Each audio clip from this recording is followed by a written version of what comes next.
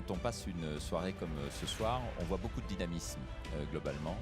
Et ça correspond à des vraies valeurs que CIC Lyonnaise de Banque a développées également depuis de nombreuses années en accompagnant l'ensemble des entreprises du Grand Quart Sud-Est. La dirigeante aujourd'hui de CIC Lyonnaise de Banque, c'est Isabelle Bourgade. Là, c'est un premier exemple très concret. Et le deuxième exemple également, c'est que 50% de nos collaborateurs sont des collaboratrices. Et ça, c'est un élément important aussi, puisqu'on retrouve ce même pourcentage à travers les managers, qui sont également à hauteur de 50% des collaboratrices. L'ensemble des entrepreneurs, pas uniquement pour les femmes, mais l'ensemble des entrepreneurs et les entreprises sont accompagnés par CIC Lyonnaise de Banque à tous les étages. C'est en haut de bilan, c'est en bas de bilan, c'est à l'international.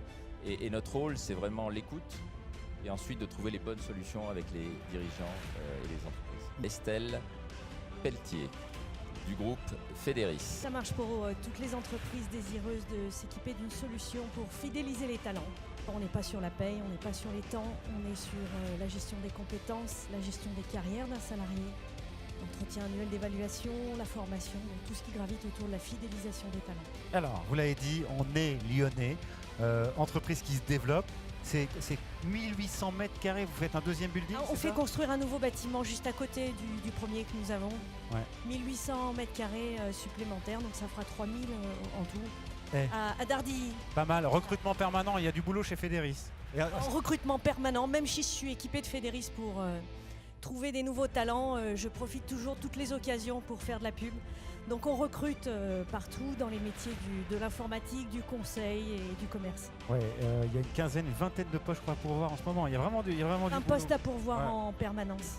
Nos concurrents sont soit des grands groupes internationaux, donc qui se basent forcément sur Paris, soit aussi des éditeurs installés à Paris. Et nous à Lyon, on est bien parce qu'on ne nous chasse pas effectivement nos talents et ça nous permet justement de rester plutôt très, très dynamique et très attractif.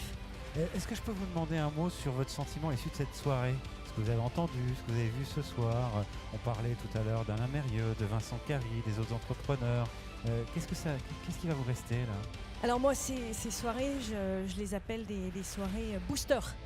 Parce que quand on est entrepreneur et qu'on est au quotidien sur le développement de son entreprise, eh bien, on rencontre des moments difficiles, des moments aussi faciles. Et puis quand on est dans des événements comme celui-ci, où il y a d'autres entrepreneurs qui partagent leur expérience, leur réussite, eh bien ça booste encore plus. Donc à chaque fin de soirée comme celle-ci, on a envie de faire encore mieux, encore plus grand, encore plus fort.